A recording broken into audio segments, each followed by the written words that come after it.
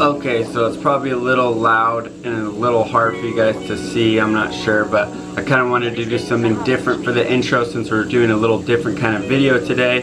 That's the old native tank. All those bluegills were caught from the local Alondra pond. They were a lot smaller, they're getting bigger, and I'm feeding them pellets and worms, mealworms, everything. I'll probably show a little clip of them eating in a second, but anyways, today we are gonna make some pop-up boilies. Might sound a little boring, but I'll explain why they are so good in a second. There we go. Maybe you can see them eat that. I'm just throwing in some pellets for them. That was a little preview of the bluegills taking some pellets off the top. I don't know if it'll focus, but this is what I feed them, along with bloodworms and guppies and stuff too. Alright, so for today's video, we're gonna do a video on how to make pop-up boilies. They're not from scratch or anything. This is the Polaris pop-up mix by Mainline Baits. Well, I've seen a bunch of people use it. Mainline Baits is really popular, so I decided to give it a try. I've been making my own boilies with their base mix, the 50-50 leakage mix I explained a little bit about in their Big Carp Tackle unboxing video. But anyways, let's get down to it. First of all, you're gonna need some ingredients. You need yourself an egg. We're just doing hook baits, so we're not making too many boilies right now, so just one egg is all the mix calls for. So, first things first, let's crack this egg up. Just crack it on the freaking counter. That'll do. Get it in your bowl there. If you do get a little piece of shell in your mix, that's fine. Then you just wanna, I don't know if you can see this very well, but you just wanna kinda break up the yolk from the white or whatever it's called a little bit. Alright, so we got the yolk mixed up. Now we're gonna add our flavor. It says to add 5 mils per 500 grams of mix. But that's for the base mix, and we're making high attract pop-ups. So we're gonna add, this will be 5 mils for like 4 or 5 eggs, but we're gonna put 5 mils per 1 egg. So these are gonna be some good smelling little pop-ups. Also, you can add other flavors. They have a whole bunch of flavors. This one is the Activate range, the Strawberry Aid. So I don't think you need to add sweeteners with this one. And we've caught a lot of carp just using just this flavor by itself. But they do have a whole bunch of flavors and just regular flavors. And you do need to add like a sweetener to round off the taste for that. But I think for the aids, the Active Aid range, I don't know if you need to. But it's been working for us without the sweeteners. There's a whole bunch of stuff you can add. Go on Big Carp Tackle, check out Mainline Baits. They have a whole load of bait making stuff and everything. So check them out, do a little research, but this is the most basic way to make pop-ups. So once you have your egg and yolk mixed a little bit, you're gonna add your flavor, like I was saying, and we're gonna put in 5 mils. 1 teaspoon for US is 5 mils. It's like 4.9 mils. So we're gonna add 1 teaspoon of flavor to our 1 egg mix. This is 1 teaspoon. It says it right on there. Bada bing, bada boom. If you overfill it a little bit, that's fine.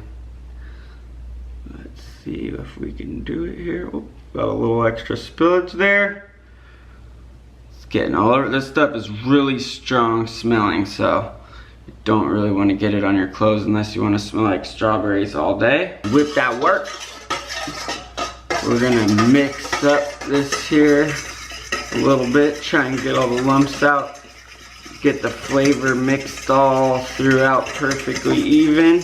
I wish there was smell-o-vision because this is crazy. Smells like, oh, strawberry soda. Or something like that, I don't know. Now it's nice and mixed up. This next part is kind of important. A lot of the base mixes that you get and stuff, they'll give you like exact weight, like 500 grams, put in 500 grams of 4 eggs or whatever.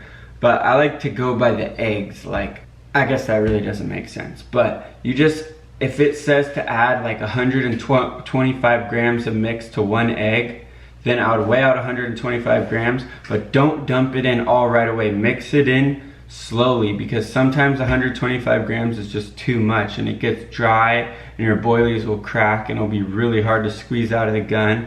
So a really big tip for this is add it in slowly, and you want to get it to where it's still wet to the touch, but it's not sticking to your hands completely. Okay, so this is the Polaris pop-up mix, Polaris pop-up mix from Mainline Baits. We're gonna, check it out. It's just a little powder in there. So we're just gonna add this slowly. It doesn't give you exact how much you need to put in there, but we'll add it slowly, like I was saying. Like I said, it's just a powder. We're gonna go ahead and add it real slow. You wanna make sure you don't add too much in at a time here. All right, so we'll start with about that much.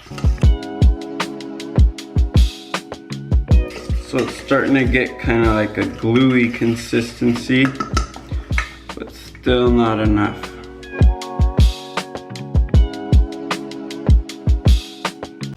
Once it starts getting hard to push through like when you push it down like that, once the dough gets hard and it's not easy to push it through like that, then you know you're getting close. But for right now, still gotta add more.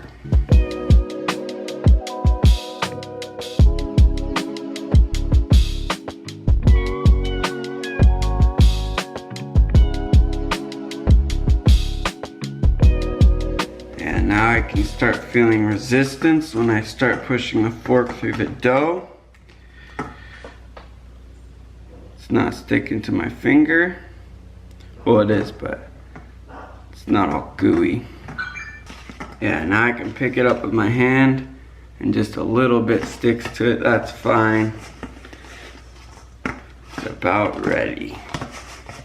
I'm gonna put my camera on the charger, get this mashed up into a dough ball, and then we'll get it going. This is your pop-up boilie. This will guaranteed get you a huge carp. Just kidding. This is the ball after it's like kneaded out. See how it's not sticking to my hands at all anymore? It's still really easy to work because you're gonna put it into a sausage gun and squeeze it out. You can also roll it into like little like snakes or little worms yourself and then cut out your own, make your own little boilies. You can roll them into any shape or any size, but using a sausage gut makes it 100 times faster and you get a perfect consistency, I guess you could say. So I'm gonna show you the tools and then we'll get to it. All right, so there's our dough ball. Here's our rolling table. You can see it's just like a little table with grooves in it. So yeah, there's little grooves. And then the top is the same thing. So when they line up, they make perfect little circles. Next tool we have is the old sausage gun. It's pretty much like a caulking gun if you've ever done like construction or anything like that. You just have this little contraption and when you pull this trigger, it's gonna drive the plunger forward. This is the cheap one off Big Carp Tackle. It's plastic. If you have the money, I would suggest to get the better one because this plastic one honestly isn't the greatest. So you pick your nozzle out of the little things that it comes in, and then you screw off the tip of this. You shove in your nozzle, the green part, and it seems like you're gonna break it when you're putting it in, but you're not gonna break it, don't worry. This thing seems like it's gonna break a lot, and it probably will soon, but hasn't yet. Forgot to put the dough in there. So what you're gonna wanna do is work your dough. You wanna work it a little bit to try and get like the air bubbles out, I guess. And then you make it into a little snake that will fit down your tube. Shove the tip in the front there, and then you start working your gun until it starts to come out the tip. So what you do is you get a snake going out of your gun. I put them in the middle, and then you get the top to the table. I put this in the middle too. Make sure you line it up. Don't push down too hard, and then you give it a couple swipes. And this is exactly how you want them to come off of there, nice and easy.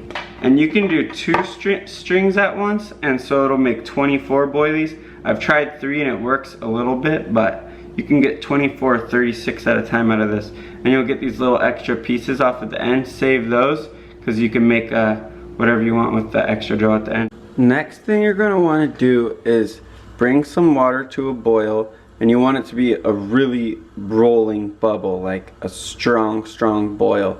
And when you add the boilies, you want to add them in a little bit at a time, like around 10 to 20. There's not an exact science, but I add them in until it's about to stop boiling. Like if you add in like 20 and the water stops boiling, then you've added way too many. So start by adding like 10, and if the water keeps boiling when you add them, then it's good to go. It says recommended to boil them for 3 to 4 minutes. I'll probably just do it for 3.5 because that's how I do things. Let's see if we can get a double one going so I can show you guys how convenient this little rolling table and sausage gun combo is. So we got 1 snake on there. Push out a second one real quick.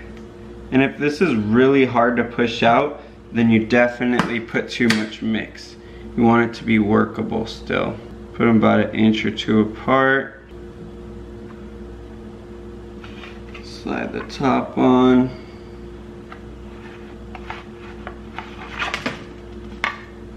Works pretty good. So you can see we got like 2 that didn't come out perfect, but we got 22 that day. Get them all in there.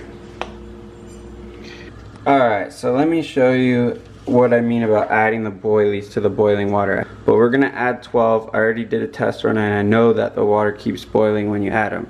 So you can see now the water's boiling super strong. We're going to add those in and it still is boiling strong. So that was 12. I'm going to add 4 more real quick and it's still boiling good. If you add them, and like if I added that whole pile, and it would probably stop boiling for like 10 seconds and then they wouldn't cook right. I forgot to start my timer. We got it set for 3 minutes 30 seconds. It's probably been about 30 seconds already, but it said 3 to 4 minutes, so we should be good.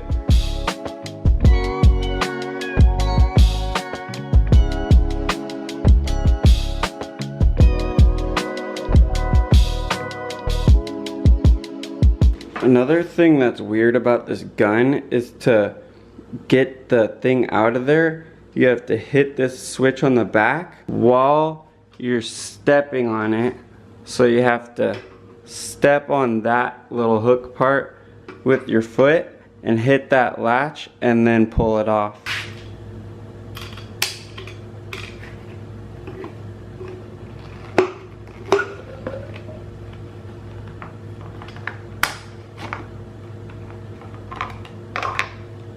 And you'll see this thing will bend and stuff. See how mine's like bent? I just bend it back. That part really doesn't matter. It's all good now, and there's a little dough back in there. You just get that out, and then I'll show you what you do with that after. Alright, so with that extra dough, there's a lot of things you can do, but one thing I do is roll out skinnier little snakes. I don't know what you would want to call them. They call them sausages, but I just feel weird saying sausage over and over again. You know what I'm talking about.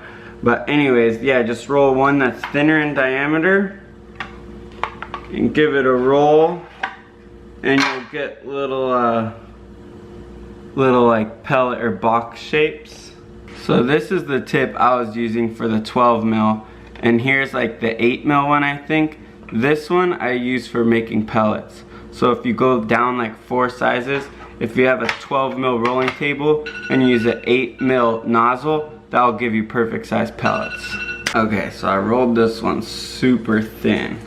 Let's see if we can get those pellet sizes without using the sausage gun. Yeah, so you can see it. That is the more pellet size I was going for. Let me get a boilie. So that's a normal 12 mil pop-up next to a little pellet. And that's how you make the pellets. Size 8 little nozzle to a 12 mil rolling table. One more thing you can do is just make your own little shapes. Like sometimes I like to pinch together little triangles, nice and easy for them to see.